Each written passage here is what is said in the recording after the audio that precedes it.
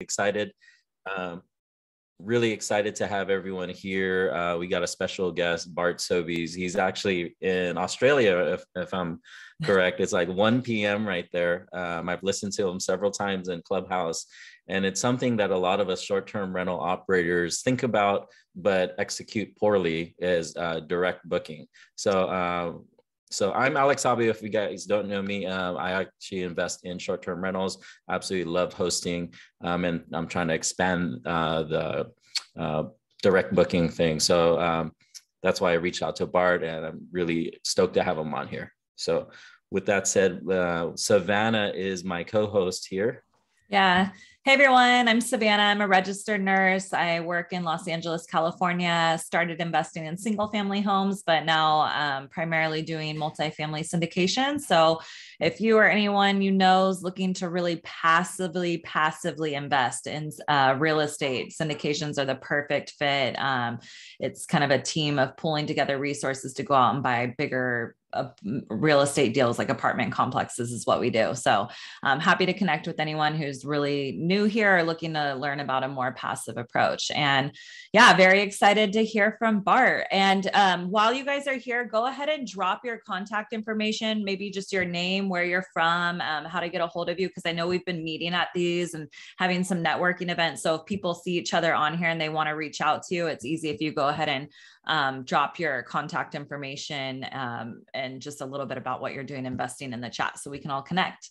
And with that, Bart, I'll go ahead and let you introduce yourself. I'll spin you as a spotlight, and you can introduce yourself and kind of talk about what you're here to share. Yeah, look, thanks for having me, first of all. I'm super excited to meet everyone in this room.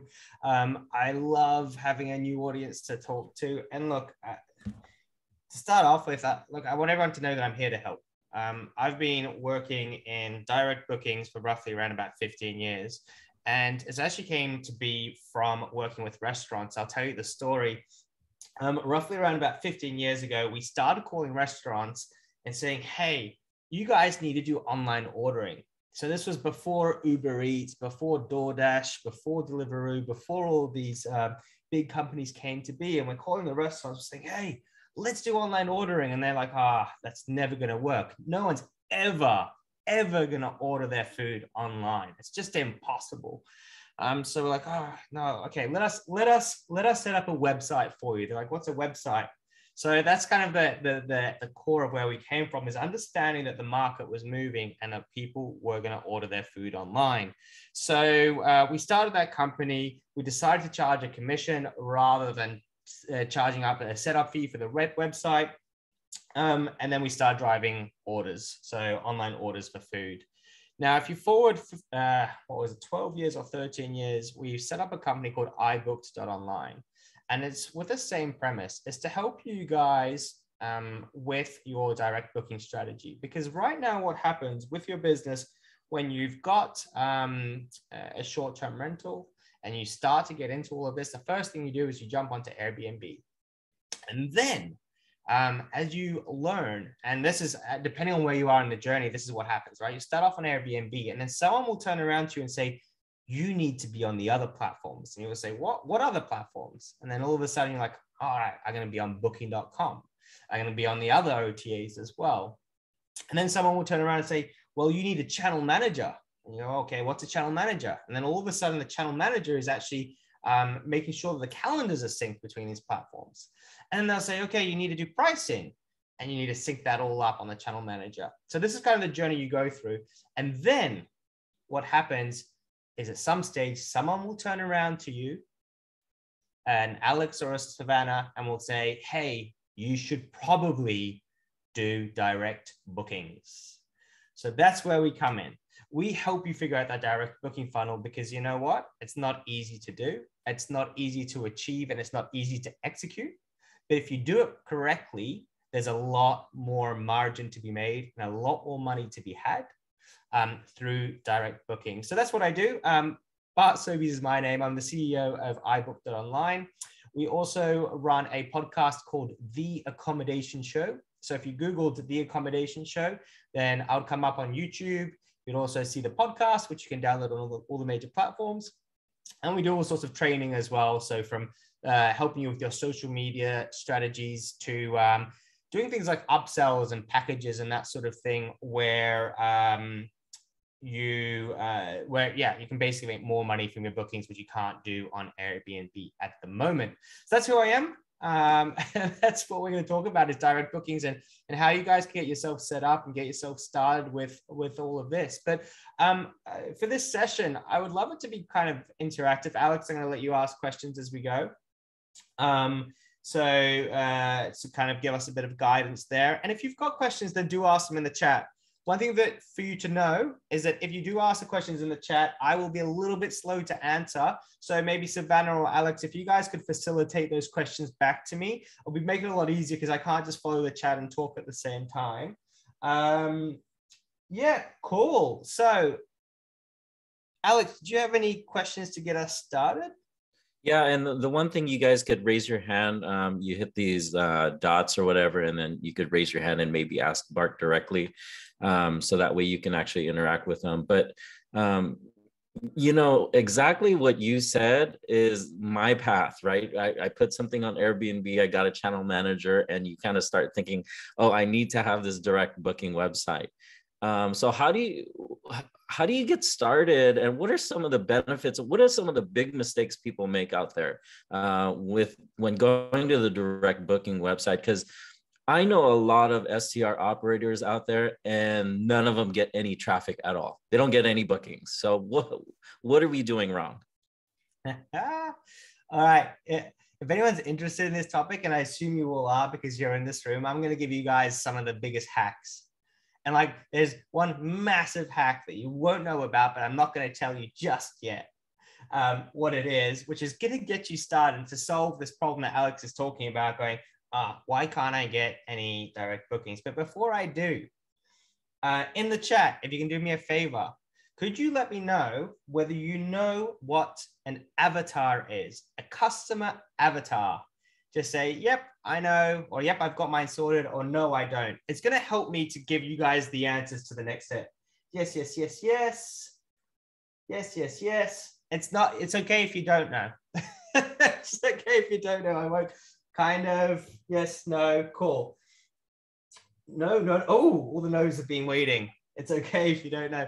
All right, thank you. So for those of you who do know what an avatar is, great. But what I'm going to do is I'm going to start off with this part of the journey. An avatar is your ideal guest. It's basically the person who's going to come and stay with you. And your avatar is based on the service that you're offering. So if you've got a house with 4 bedrooms and it's by the beach, then you're going to go and you're going to start to create a bit of an avatar in your mind as to who's going to be staying with you. So you're going to say, you know what, we can have up to 8 guests. So therefore we can host a family. And then you'll think a little bit further. You'll say, okay, so families are our ideal avatar, our demographic that's going to come and visit us. And then you'll say, okay, so how much money do these people have? What are their jobs? Where are they coming from? And when you start, what you're doing is you're creating a profile of this particular person. And now if you've never created an avatar before, and you're like, oh, I don't even know how to create an avatar. What you'll do, if you're already in business, you'll go back and you'll look at your previous guests and you'll look at their reviews. You might give a few of them a phone call. You might say, hey, look, I'm just curious about who you guys are, wherever you come from. Why did you choose to book my place? And then based on that data, you're going to start to create a representation of who the people are that are visiting you. And those avatars, those people are the people that you need to talk to, not only on your direct booking website, but also in your Airbnb listing, on your booking.com listing. Because you don't want to go and start talking about how people are going to come and have a romantic getaway when your property just doesn't cater to that. I think someone in the message said, oh, the traveling professional is my avatar. That's perfect. Because once you start to understand who's visiting you, then you can build what we call a brand. And it's based on this brand that you start to have a bit of a story that people can understand when they come and visit your direct booking website. Otherwise, the direct booking website will not work. Because if you're getting people that are coming that are looking for a romantic getaway, but you're selling accommodation, which is for workers, it just doesn't work. Same if it's a family and they come to your website and they're like, hold on a second, this isn't family accommodation. They will bounce out so quickly, go back to an OTA, and then make a booking in that particular way.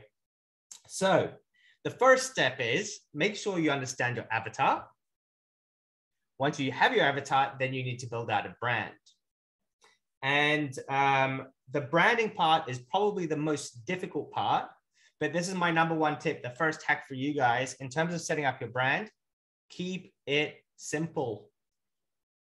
Just keep it super duper simple. Don't overcomplicate it. Find your 2 or 3 avatars that you've got and then talk to them. So if you're trying to find the name of your business, don't call it short-term rentals, we're the best LLC. You're going to call it Perfect Couples Getaway LLC. Take your pet away LLC. Keep it really simple in terms of who you're talking to. And if you can get one of those niches right, then you can start to build in more later on.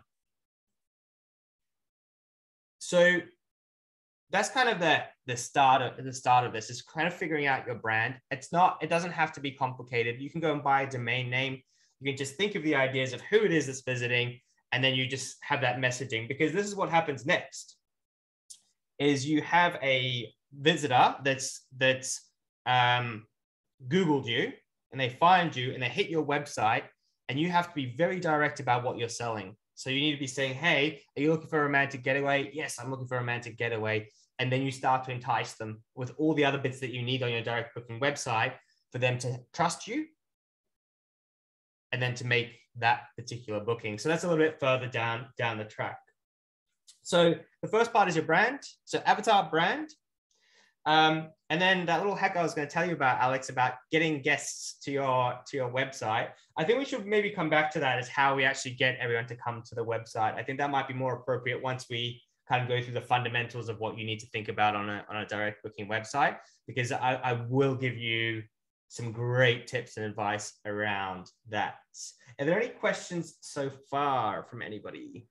Hey, I have a question about branding, because I think I royally screwed it up, and I'm sure a lot of people have done the same thing. So if I've invested in the Smokies and our brand is Tanya's Cabin, right? Like, we're like, let's just keep it simple. Our website's that, our Gmail is that. Now, all of a sudden, I've bought homes on the beach, and Tanya's Cabin doesn't make sense. I mean, did I royally screw this up? Do other people go through this? And what is the fix for it? Because I think the branding doesn't make sense. You will, if you're an investor in short-term rentals, I guarantee you're going to have this problem. You can try at the very start to come up with a strategy like Alex did and go, all right, I'm going to do cabins. Or you might say, you know what, I'm just going to invest in the beachside properties. But then you'll invest in 1 or 2 beachside properties, and for some reason, it's just not working. The market isn't working. It's not clicking. Your mortgage is too expensive. Or if you're going for the arbitrage method and you're trying to find properties and you just can't pick up enough of the beachfront ones, or even worse, right? Alex, you'll know this one. So you get the beachfront one, and you've got one which is premium, luxury, awesome for a family.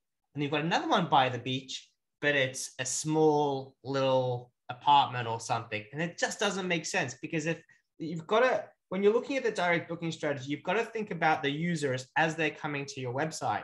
So if they come in and you're saying, oh, we've got the best beachfront apartment, and they find a cabin, it just doesn't make sense. And they're just going to go, you know what, this is too difficult. I don't understand it. I'm not looking there. So Alex, your answer, it's a bit of a scary one, but when you're on a smaller scale, you just need to have 2 or 3 brands. And the reason why it's so doable. Everyone's like, oh, what, 3 websites? Yeah, 3 websites. Because you can spin up a website. I mean, it's so simple to do. you can spin up a website using Google, right? So you would set up a Google business profile. It used to be called Google My Business. You set up a free website on there, which has got the details of the property. You would call it Tanya's Beautiful Cabins. And then you would have a direct booking link, which would just push through to the property management system. And then they're just going to go and book direct. And then you do the next property, which is something else. And the first step is, folks, if you're just getting going, you've got the first 3 or 4 properties, don't be afraid to have disparate brands. And then once you've figured it out and you know what your strategy is, then you pull it all together. So Rachel Gainsborough, she's kind of gone luxury. So she'll only invest in luxury properties. And then once you've got that message that sticks together, then that's going to work for you. Does that answer your question, Alex? Yeah, so it's not the end of the world, I guess. I think a lot of times we beat ourselves up and we spend hours upon hours of trying to come up with a name and a brand, but it seems like, I mean, it's flexible, right? You could always change it, right? And figure it out. Remember that the brand recognition, so people get really fixated on it because they say, what do I advertise on social media? How do I do my social media if the brands don't make sense? So do I have to have 4 different social media accounts? Effectively, yes. Because each of those social media accounts has got a different message. And if you're looking to target property investors or try to get money or try to find property owners, it's a different story. That's a different website on its own. But if you're looking to get direct bookings, you can't confuse the two. So yeah, you might have 3 or 4 different websites, 3 or 4 different brands. In terms of your social media, if it's a small one property, it's probably not even worth really pushing the social media angle. You're going to put more effort and money into it than what you're going to get out in terms of the margin on those direct bookings. But what you can also build is you can build something which is what I call a master brand. I take it that you guys have got Accor hotels over there, and you've got Mercure Hotel Group as well. Do those ring a bell? Oh, I'm not sure about those. Especially in the Smokies, it's so cabin dominant. Let's put it this way. So what you've got is you've got a master brand. So you might call it Alex Sabio's short-term rentals. And then that would be the master brand that sits on top of it all. And then underneath that, you would have beachside accommodation. You might have different categories. So beachside, mountains, and then all the rest of it. Or you might break it down on location. So you might say, these are all our properties in New York. These are all our properties by the beach. Or, so you can break it down in 2 different ways. And then you have that master brand, and that's the one that you're using to pitch and to do sort of like bulk emails to everybody through that master brand, through to the direct bookings that way. So there's different ways to structure it. But to kind of rewind a little bit, if you're sitting there and now you feel even more confused about it all, it's exactly what Alex said. Don't overthink it. Have a look at your properties, see which ones you can pull together that make sense together, and then create a brand. Even if one of them doesn't match, just forget about that one for now. Have it on Airbnb, booking.com. You can put it in the master brand, but just have those little brands that are built out, and keep the name very, very simple, and either build a free website or get someone like us to come in and help you out to build those websites. If you've got 2 or 3 properties, generally it'll start to make a lot more sense financially to get it set up. Bart, what's the payoff? What's the difference between, I don't own a short-term rental personally, but what is the monetary benefits of having the direct booking as opposed to short-term rentals? Because Airbnb is such a powerhouse. It seems like, why not use them to appeal to all these different people that you might not catch at a direct booking site? What makes it so worth it to do the direct online booking for everyone out there who's thinking, oh my gosh, I have to build a brand to do this? Like what else makes it worth it? So there's a few things there that you've said. So do you have to build a brand? It can be a crappy brand.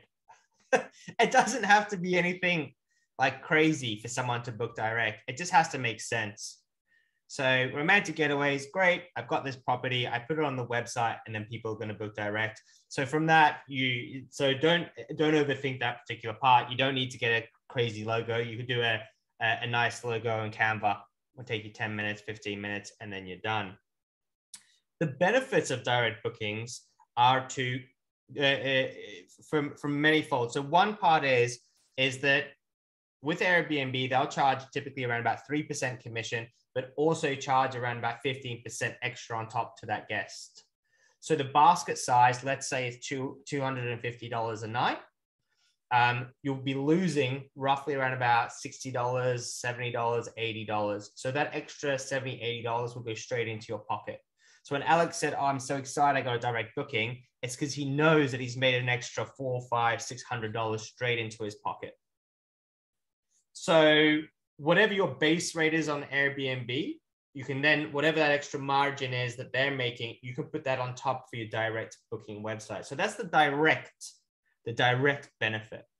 The other thing to consider is this: you're almost always, especially if you've been running your business for over 12 months, going to get repeat customers. And repeat customers can be anywhere between 20% and 40% of your business, especially if you've done a great job, especially if you're getting workers and that sort of thing, because they want to go to a place where they're assured of a certain standard, a certain level of care. So those people there, you're kind of handing money away by not having a direct booking strategy. So that's really important there to actually capture them and to get them to come direct, because you're going to make far more money on that. And there's one last part of the equation where do you make money? Is you can make money from upsells and cross sells. So one of the things that a lot of the OTAs do not let you do is they don't let you upsell flowers on arrival. They don't let you upsell the little pamper box that you might have by the bath that people can go and play around with. They might not let you upsell a transfer from the airport. And this is something where if you've got your own direct booking website, you can put all of these upsells onto the direct booking website and people will buy them. And people are more likely, they're 3 times more likely to buy them when they're in the buying process, rather than you trying to upsell them later on. If you think about flights, right? When you go and book a flight, you've got the flight and then it's just full of upsells afterwards, just saying, "Hey, do you want this? Do you want car insurance? Do you want all these different products?" And they know very well that that's when they have to get you. You're not going to go after you book the flight and go, "Oh, you know what? Let's go there to get a car rental." It's too late. It's gone. And that's the point, is that if you've got on your own website, the opportunity to add product is huge. And the other thing is, because we're in hospitality, you can really improve the guest experience through those upsells, rather than it just being, so what I'm saying, I guess, is what's the payback? You're getting better reviews as well. There's one last thing that I want to talk about with that in terms of those benefits of having the direct booking website, is that a lot of people will go onto an OTA. And like, I'm not here to criticize any OTA. I think they're great and they're part of your strategy, okay? 100%, especially you get a new property, put on the OTA, get the traffic through, and then start working on it. But people, and I'm sure everyone's done this, you've gone to look up where you're going to stay. And then it says Bart's Bed and Breakfast. You're seeing it on an OTA and you go, "All right, I'm going to Google that." And then you Google it and then you have a look and you go, "All right, this place looks fantastic." Even if they don't book direct, even if you don't get them because the person loves Airbnb, they love Booking.com, they love TripAdvisor, they love those platforms, they're still likely to come back to you because they've seen it and they go, "This is a legitimate business. Oh, I really like Bart. I love his pictures. Oh, I really like what he's doing there." So what it's doing is it's reinforcing the booking for the OTAs. So therefore it's increasing your occupancy. Increased occupancy means that you can increase your rates overall. So does that answer your question, Savannah? Yeah, no, it does. It looks like there's a couple other people with their hands raised. Barbara, You can go ahead and take yourself off mute and ask your question. I think I see that. If you don't have repeat guests, does it make sense to do direct bookings? Oh, 100%. 100%. Does it make sense? So the question is, if you don't have repeat guests, does it make sense to do direct bookings? So, Alex, let's go back to getting people to your website. Okay, and this is my second hack for the day, folks. This one's just money. And because it's so simple, and this is something that we figured out such a long time ago when we were doing it for the restaurants, Google Business Profile. That's how you drive traffic to your website. And what will happen is you claim that profile. So you've got your property. You go to Google My Business, or called Google Business Profile now, and then you hook it up. And you say, hey, this property is a short-term rental. This is the business name. And what Google will do is it'll send you traffic, which is looking for accommodation in that particular area. And that's how you start to build up that traffic. So in terms of the question, does it make sense to have direct booking website? Yes, because one thing that's going to happen is you're going to get people looking for you regardless. The other thing that you want to do is if you feel that you're not getting repeat bookings, you need to make sure that you start gathering people's information. So when you have guests come, you want to keep records, and you want to keep records of who they are, who they were, how many people came. If you've got roughly their ages, it's very useful to have that.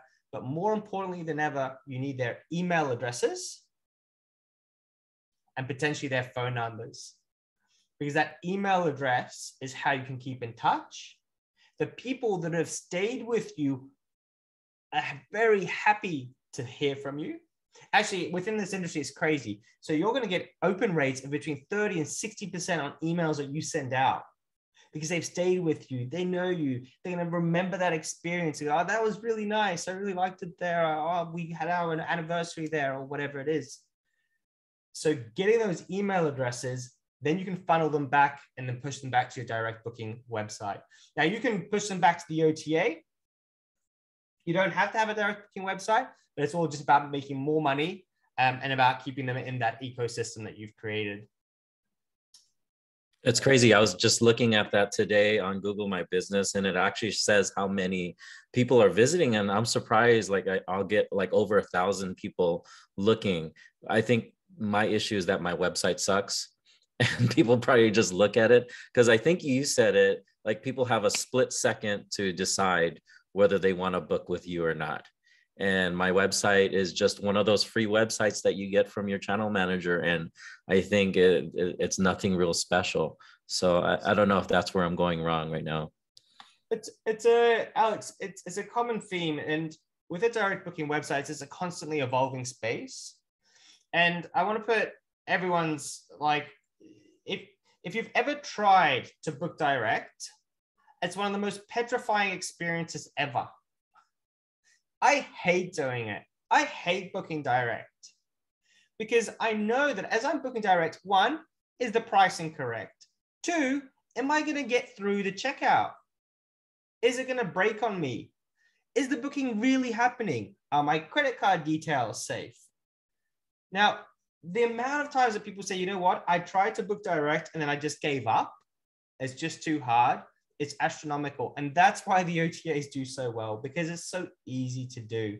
So one of the main things is, once they get, you need to, from the front of the website, give them the perception or the belief that it's going to be nice, it's going to be easy, and they're going to make it through to the end of the process. Because a lot of people have an aversion to it before they've even started, going, this is all too hard. I don't know if you remember booking with airlines 10 years ago, absolute nightmare.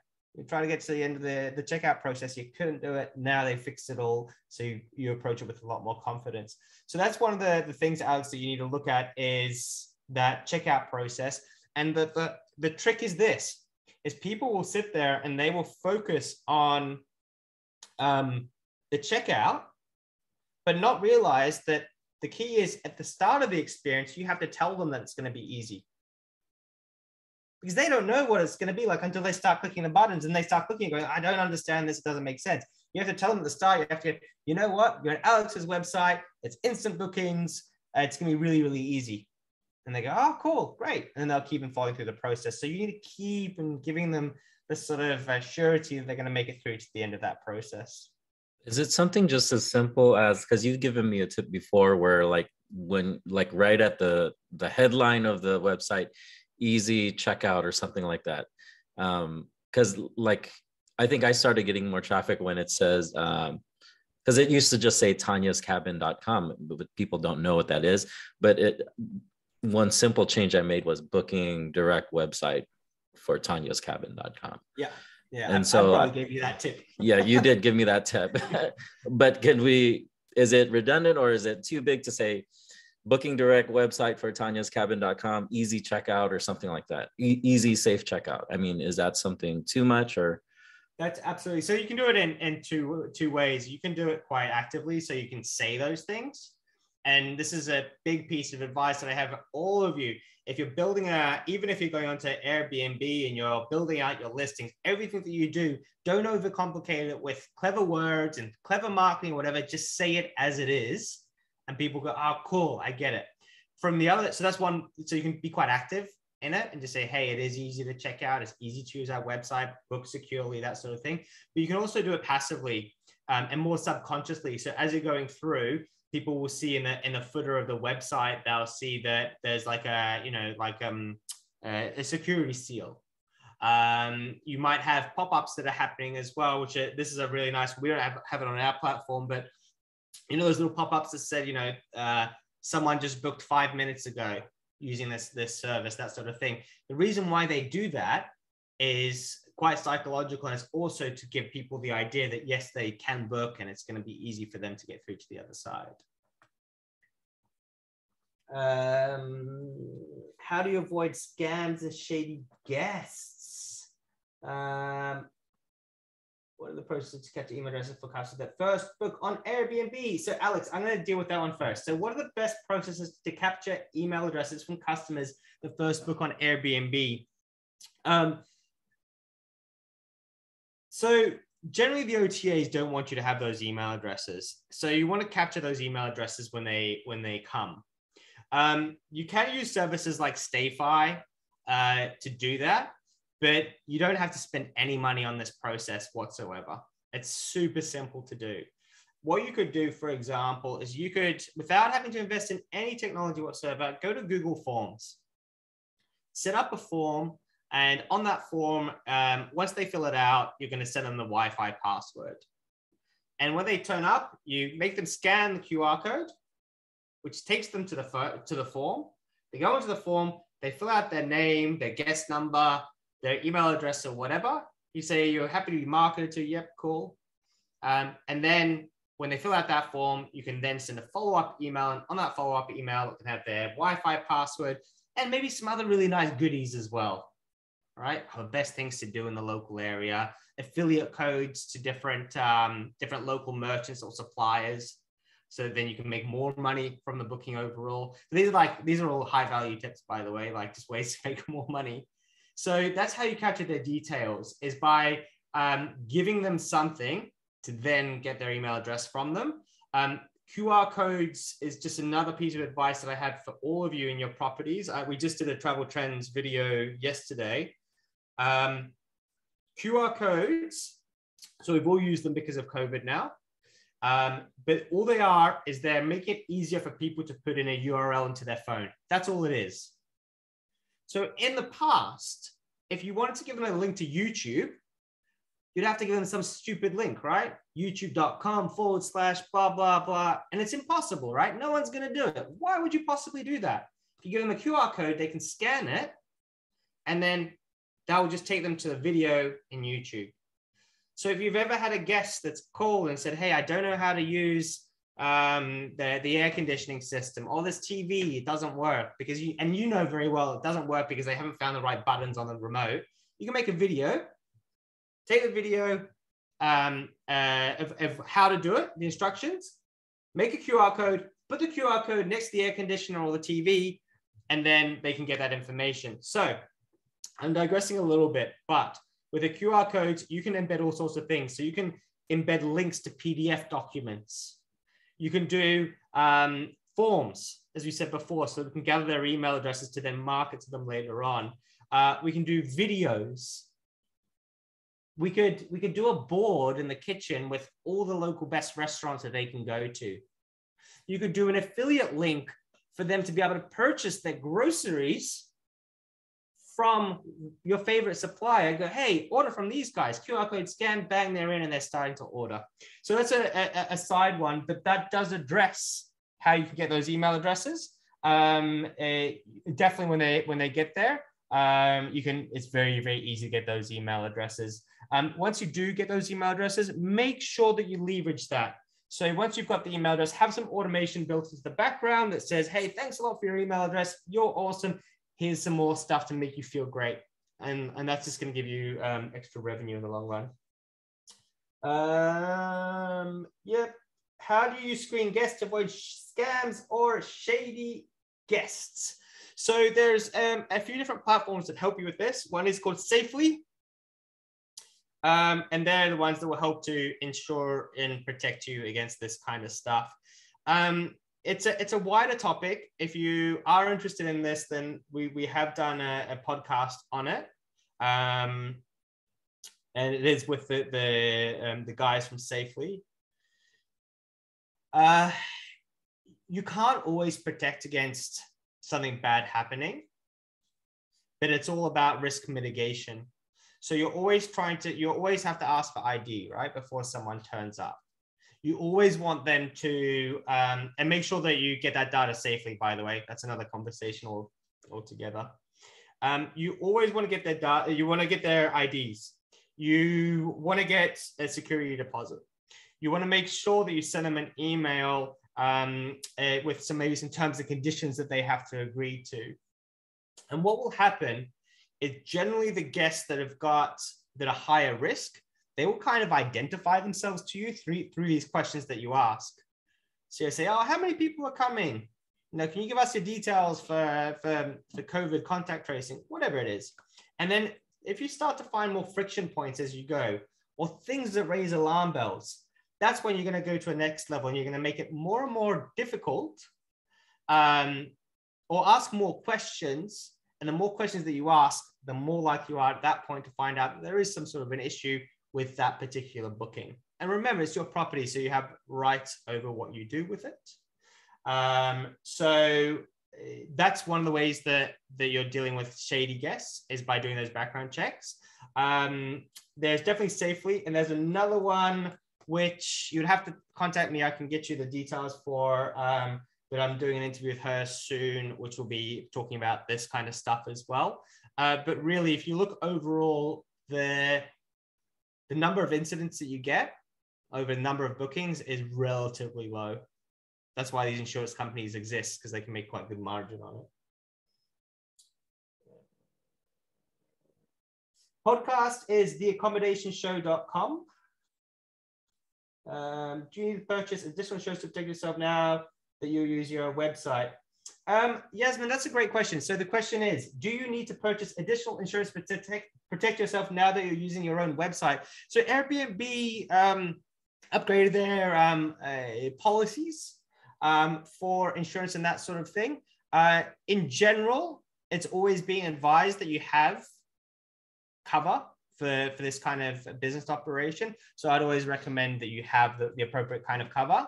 So regardless, so Airbnb's cover is not always going to be 100% for you, but your own independent cover should be. So do you need additional? No, but you should always have this one as a backup, just in case you have issues with Airbnb or they won't let you claim or whatever it is. I'm not an expert on the Airbnb insurance policies, and I know that they have changed them late last year. So Alex, you probably have more to say about that than I would do.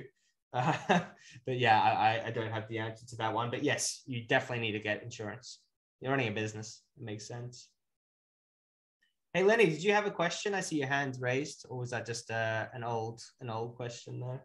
Yeah. Hey, how you doing? I do. So, I'm sitting back and I'm listening and I'm thinking, I'm saying, okay, a lot of people know Airbnb, right? And they feel comfortable booking there. So I guess what is the strategy of you having your own? Like, are you pricing your unit a little lower? Because we're dealing with a lot of people that I'm sure go to different sites to see the different pricing. So they're gonna come to your site, they're gonna see you're charging X amount of money a night. They're gonna go to Airbnb. You know, if are you charging cheaper? Like what's the strategy there? Does that make sense? Yeah, absolutely. So we did some really good research last year about why people actually book direct. What is their primary motivation for booking direct with Lenny? So they go, I'll book with Lenny rather than booking through the OTAs. And the number one reason was because they wanted to support you as a business owner. That's what it was. They just like, you know what? I prefer to book directly with Lenny because he's going to get more cash into his pocket. So you're not talking about a majority of people like booking direct. Most people are still going to book with OTAs and that sort of thing, unless you've got an incredible brand and you can create barriers where people just can't, like you just don't let them book on those platforms. So that's a sort of later strategy.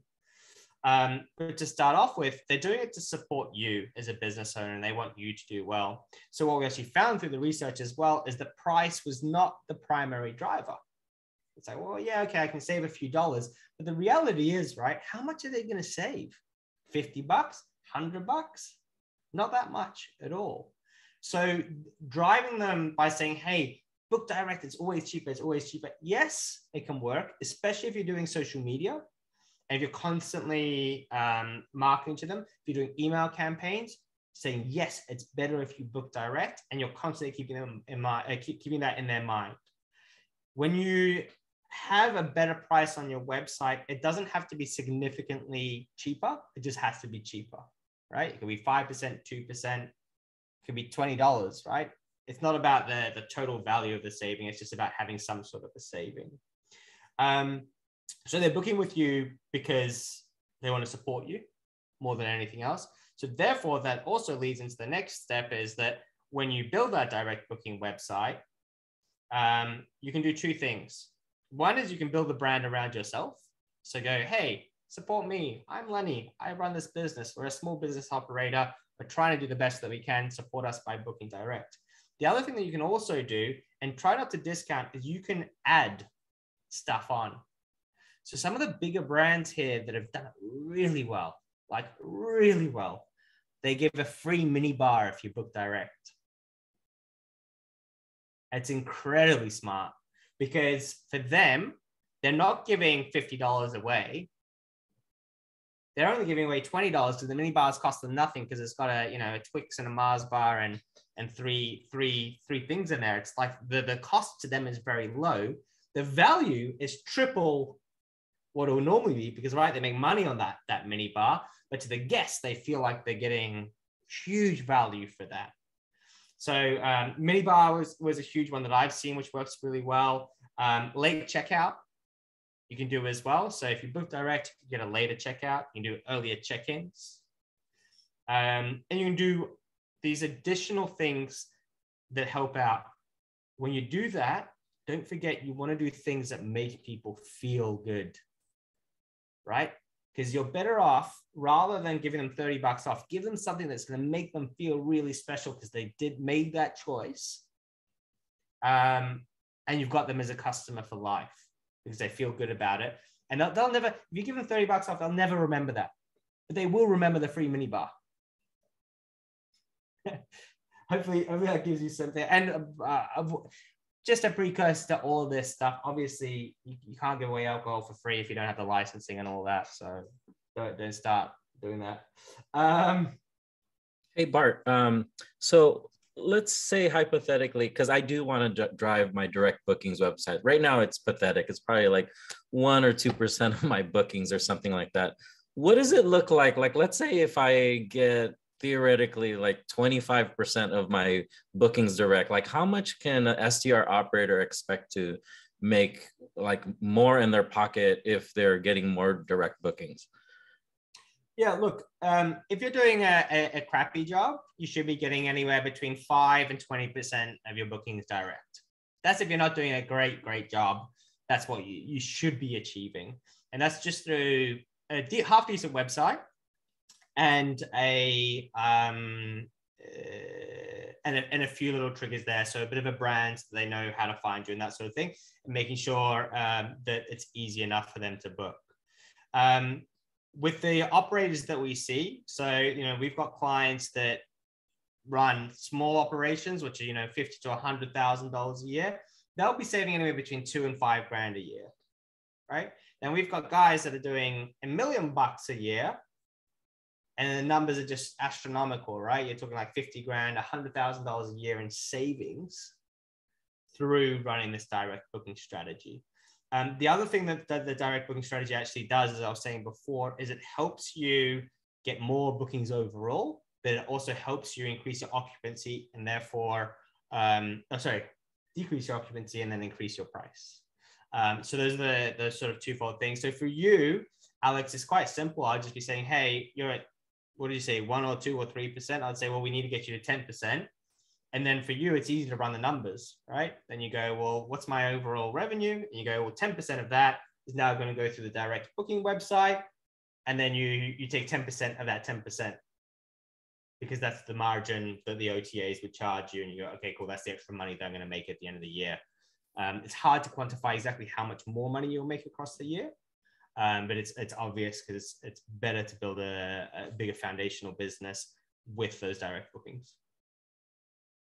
Okay, cool. That makes sense. Because my good friend over there, Carissa, they get like 20 to 30% direct bookings from in Scottsdale, because they have an amazing brand. But I think they just send them over to Airbnb to book. So I think they're missing out on some revenue there. So. Well, and their properties are generating like over 150,000, or one of their properties generating well over $200,000. But remember, right? So there's one cost that you haven't really attributed there, right? So if they've got a good direct booking website, they've got a good brand, and people are visiting that brand, as soon as you send them off to an OTA, at that point, you're showing them all your competitors, right? So you might have a link to your property, but there's nothing to stop someone to click again and go, oh, let's have a look at what else is in the area. Oh, these guys are too expensive or too cheap or whatever. So you've got that opportunity to absolutely kill your booking, because you've referred them through to an OTA. You're sending them to a platform where they've got access to everyone. So someone walks into your restaurant and you're about to sit them down. You go, wait, hold on a second. Let's take you back outside and show you all the different options that you have. Okay, let me have a quick look. Let me have a quick look. And then you've got that opportunity to lose them. So if people do have websites that are throwing to an OTA, that's absolutely crazy. I wanted to address Barbara's question. Direct bookings need more step signing. Does that scare away direct bookings? Look, Barbara, there's 2 steps. One is getting that direct booking at the start. So you want to motivate people, as we were talking about with Lenny, to make sure that they book direct. You want to make sure that they feel that the website is trustworthy. So you need to have really good reviews on there. Ideally, that would be dynamically pulled from all of the OTAs. So you can actually get widgets now that will pull Booking.com reviews, Airbnb reviews, TripAdvisor reviews, and put them all onto your website, your direct booking website. So that creates that trust for people. You want to make sure that they can see the pictures. You can do better things with your pictures. You can do more customizations. You can make your website fantastic. You're going to get them through the checkout process by telling them that it's nice and easy. You're going to give them some benefits to book direct. You're going to say, hey, here's a free whatever. And then they're more likely to make that booking. And as we said before, we're not trying to get 100% of them, but we are trying to get 20 to 30% to come through direct. The next step, the last part, once they've booked, to get their extra ID checks and all that, that's no different to you going to a hotel. When you go to a hotel, they always ask for your ID, they ask for your credit card. It's the same thing. Once they've booked, it's not going to be an issue for you to get those details. And if they object, the hardest part is already done. The hardest part is actually getting them to put their credit card number in. So you can get people to the checkout, and then they'll fall over at the credit card number. That's the hardest part to actually to unlock. I think Nadia had a question. Nadia, you want to jump in here? Yeah. Hi there. Hi, Bart. Thank you so much for all the value you've given. This has been really, really helpful. I've been taking notes frantically. My question was sort of going back to the comment you made about having an avatar defined and knowing who you're serving. So, not all of us here are marketers. And so sometimes I'll be listening to a podcast and they'll be like, yeah, you need to know X and Y, and you should have a 3-page vision and so on and so forth. And it's like, okay, that just seems too daunting. So in your opinion, if I'm trying to define my avatar and trying to get to a level of granularity that is useful and helpful, but not overwhelming, what would be the questions that you think I should be trying to answer, aside from who's going to be traveling to this place? That's an awesome question. And that's exactly why we got into the business of what we do.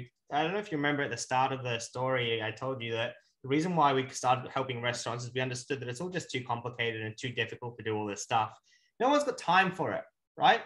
You've got to run the business. You've got to get the cleaners. You've got to do all these different things. And then there's this guy from Australia, of all places, telling you that you need direct bookings. You're like, oh God, what am I going to do? I don't have enough time to get this sorted. It's very hard to do. And especially with avatars. Now, when we built this particular business, I thought I'd be dealing with hotels, only hotels. But most of my customers are now short-term rental owners. And that's 2 years of working in iBooked.Online. The point I'm trying to make is that you're not going to know who your avatar is until you start working in the business for a little bit longer. But once you start getting there, once you start doing it, you go, this is who they are. And this is working. So you'll build your first avatar and you go, oh, cool. Yeah, I am going to target the couples, or I am going to target the people with pets, right? I'm not going to target the couples. The pets are going to do way better for me. And then you're just going to give it a try. And you're not going to spend the time writing documents and figuring it all out. You're going to go into Google and you're going to say, travelers with pets, avatar. And someone else has done the work for you. And they're going to tell you probably exactly how much those people earn, what's important to somebody that's traveling with a pet, that you need to have a dog bowl in there and whatever else is necessary in the property. And then you're going to give it a go.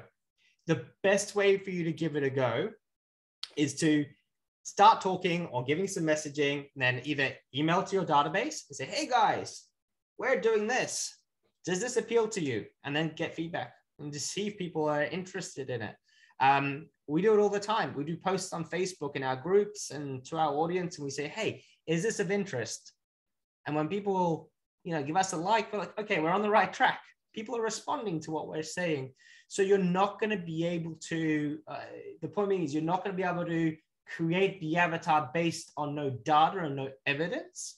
You've got to go and you have to kind of play with the market and keep on asking the question. And that will then structure what you need to do next. So you don't overcomplicate it. Just grab whatever's really obvious. Whatever's the most obvious thing in front of you right now, just grab that, run with it. Because you know what? In the meantime, Airbnb is going to be giving you bookings anyway. All the other guys, you're going to get those bookings anyway. You're just going to go, you're going to try it, do it low. I forgot the term, but basically you're iterating, right? So you go out there, you give it a go, then you change and keep on changing until you get it right. I've got a big client called Vacation Fun Times. They're doing exactly the same thing. We've got a cabin brand, we've got a premium brand, and they're getting more properties as we speak. And as they get those properties, I don't know what the avatar is going to be. I don't know what properties they're going to get. Once they get them all, then we're going to start to figure out who we're talking to, who's visiting, where they're coming from. And then we'll start to build out those brands for those different people. That makes sense. Does that answer your question? Yes, it does. Thank you so much. But do you feel, based on that, you're like, hey, I'm not a marketer and all that kind of stuff. For you, right? A lot of people get really stuck on, what am I going to do on social media? What am I going to do on the socials? What do I put in the brand? After this call, just have a think about who your avatar is, and then just wherever you're located, right? Say, traveling with pets in Missouri or in Branson or wherever it is. and then just see if that domain name is available. So whatever your avatar is, plus the location, and then off you go. We got a website to rank #1 on Google for penthouses in the Gold Coast. The Gold Coast is an area in Australia, right? And we just called it Wow Penthouses. We hooked up a few Google My Businesses, and because it was targeted at penthouses and nobody else, I mean, there's so many competitors, we rank #1 now, just because we took that term and we just called it. It's just penthouses, guys. It's simple. That's what it is. So call it what it is, set up the brand, set up the Google My Business, get people to start going to there. And then afterwards you can review it and go, all right, we've gone the right way or we haven't gone the right way. And you can buy a domain name overnight. You can get a new logo from a freelancer for $50. You just start again. And it's low energy to get that sorted. Yeah, by the way, I bought a domain name while we were on this call because I had a brand name in mind and I was like, I'm just going to buy it. It's $20. Like, let me just do it before somebody takes it. So, yeah. This is exactly it. So that's a difference between, you're taking action right now and it's you're biting the elephant one bite at a time. You're eating the elephant one bite at a time. So you've done that particular part. Now you're like, all right, I need to get my website. So either you're going to go get if you've got a property management system, you can either run one through them, you can contact me and I'll help you out, or you're going to go get yourself a free website and you're going to type into Google free websites, get a Squarespace or whatever, set that up, link it to the property management system. It's done in a day. And then just the Google My Business profile. And then the last part of this, if you're doing this on your own, you need Google Search Console to see the traffic. There's a period of 6 to 18 months that Google will put your brand new website in a sandbox. So they won't let that website rank for a while. So you're gonna have to wait to come out of that. And then that local search term will start to rank. Sometimes it's 3 months, sometimes it's 6. I've had ones that have been over 12 months. And then after 12 months, the traffic just goes through the roof. So just be mindful of that. This is a long-term project, but with a high reward. And then because you've got the domain name and you're going to start to get email addresses, then you can send an email to those people and just say, hey guys, just checking in. How's everyone going? And just keep on doing that. And then you'll build it up. Okay. Hopefully that answers your question. Yeah, it does. So based on what you just said, would it be a good idea just to have a website up in 3 to 6 months before you actually need it? Or do you know what I mean? Just so that, because there's that waiting period. Okay, very cool. Thank you. Yeah, definitely get that up and running. Hey, we got Stephanie with her hand raised. Stephanie, come on up. Oh, she lowered her hand, or she. No, I meant to keep mine up, but I. Oh, okay, there you are. Okay. Hi, Bart. Thank you so much for all the value you've been providing. I've seen you on other podcasts, but it's cool that you made your way to our group here. My question for you is, how do you go about taxes, like with the city, lodging, the county? That part kind of intimidates me to make sure I'm actually getting the right taxes to the right places. Very interesting question. The taxes. So for our platform, we're able to put line items for each for each tax. We're able to break it down. So let's say it's tax on accommodation. We can put down a different tax rate, and then we just put it down. And then at the end of the year, you'll need to go, or the quarter or whatever, you have to reconcile with the government as you go. If you've got bookkeeping systems that you need to run it all through, it starts to get a lot more complex, especially as you're scaling your business. So then you need a property management system, a guestie, a hostaway, that sort of thing. For property management systems, just to give you an idea, you're talking at anywhere from sort of $20-30 a month up to about $100 a month to get that solution in. And then that will help you run all your taxes and get all of that stuff sorted to the level where you're comfortable. If you're running multiple properties, a property management system is going to be super crucial to you.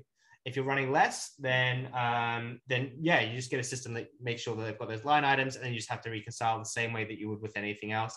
I mean, remember as well, even if you're Alex, correct me if I'm wrong, but Airbnb doesn't reconcile the taxes for you, does it? Like they'll do their end, but you have to do your own end, right? It depends on, like in the Smokies, they do. And that's something new. So I think different cities and municipalities are a little different. So there's, like in Gulf Shores, like VRBO doesn't, but Airbnb does. So in the end, you still have to figure out the taxes. Yeah, look, unfortunately, taxes is one of those things which is daunting and scary. Getting a good accountant is good. I know that a lot of software like Xero, it's awesome nowadays, but a lot of these platforms, they're more expensive than they've ever been before. So it's just something that you have to manage and just put into your plans and look over. Alrighty, thank you. Hey, Bart, we're running about an hour here, and we want to be respectful of your time because you've added so much value to us. What services do you provide that could help someone like me that has a website that sucks and it's not being very efficient here? I mean, what can you do, or how can you help us out? Yeah, look, if you were to contact me and say, hey, Bart, I want to get going on this, you'd get onto the website, which is iBooked.Online, send through an inquiry. I'll get in touch with myself. I will get in touch with you myself and then do a little bit of a review as to where you're at, what property management system you're using or you're not using, and how it all fits together. And there's two paths that we follow. One of them is we say, you know what, I'm going to go and I'm going to rebuild your website, get it all up and running. I'll do all the work on my end. It'll cost you only between $1,000 and $2,000. And then you're kind of good to go. And we package it all up, make it a nice website, and you're happy. There might be another path where we actually figure out, you know what, you're better off not redesigning your website. Your website's in a good position, but you need to do some improvements. You need to do some work on that. And at that point, it's on a consulting basis where it's kind of good. So we do the first session. If you don't like it, you don't pay. All right. So you sit down with us. It'll cost you $150 to $300. And then we'll give you all the tips, a list of all the things you have to do, like we have today, but it's specific to your business. And then at the end of that session, we'll either book in more sessions because then you want to grow and you want to do more, or we'll say, yep, no, that's cool. You've got everything that you need to work on. So that's kind of the two models. In terms of services that we provide, so getting a direct booking website sorted. If anyone has their own website and wants to get the review widget on there, that's something that we offer as well. That will really help you out. We also do citations, which is helping you get your website to rank as well. So that's another service that you say, hey, I've got it all sorted, but I need to also get more links to my website. So that's the third service that we offer, or the consulting. So those are the different things that we do.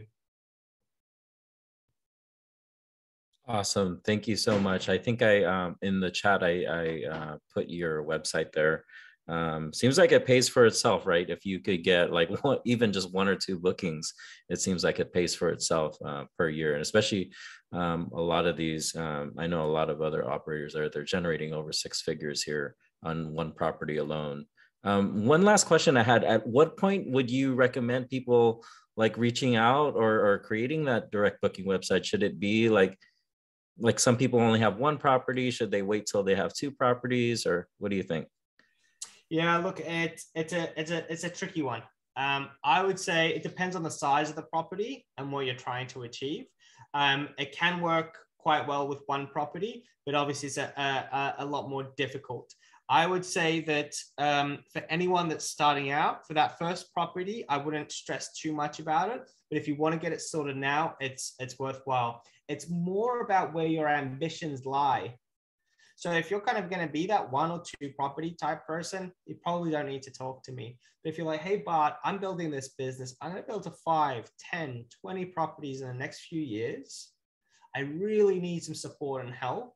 I need to get this part sorted, and I need help with the technology stack. That's when you reach out and you say, hey, I really need to get this thing sorted and to have some direction. So yeah, hopefully that answers your question. Yes, it does. So like I said, we have Bart's contact info in the chat. If you guys want, just hit the 3 dots there on the chat and save save all the chat, you know, so you guys have all the contact info. Anything else, Savannah?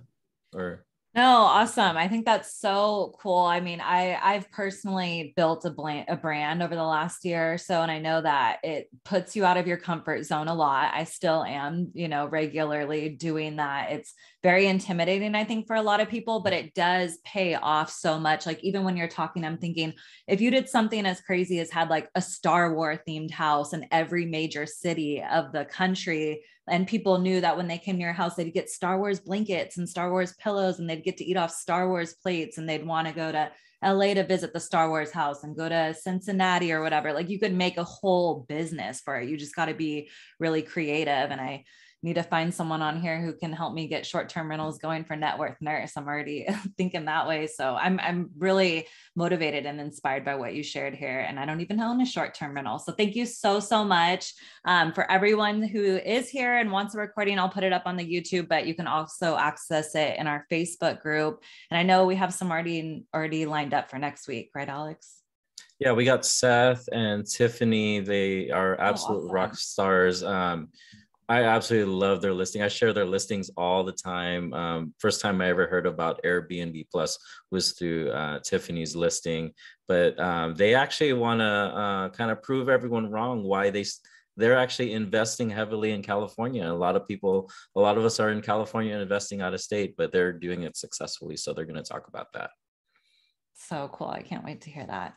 All right. Well, thank you everyone, as always, for showing up. We love seeing you guys here. Share this group in this 6 p.m. meeting with people you know who want to get started investing. And thank you so much, Bart, for being here from across the world. I appreciate it so much, guys. You're awesome. And it's so humbling to be part of a group of people that want to better themselves and to succeed and to learn and educate themselves and spend their evenings rather than going out and partying with us, doing this sort of stuff and nerding out on this sort of thing. It's really exciting to me. So do keep in touch. If you've got anything you want to ask me, links also in there, so you can reach me on Instagram or Facebook or whatever. I'm very approachable. And we'll see you guys in the US at the VRMAs, by the way, just saying, next year. Yes, later this year. All right, take care, everyone. All right, thank Bye. you, Bart. Have a good night. Yep.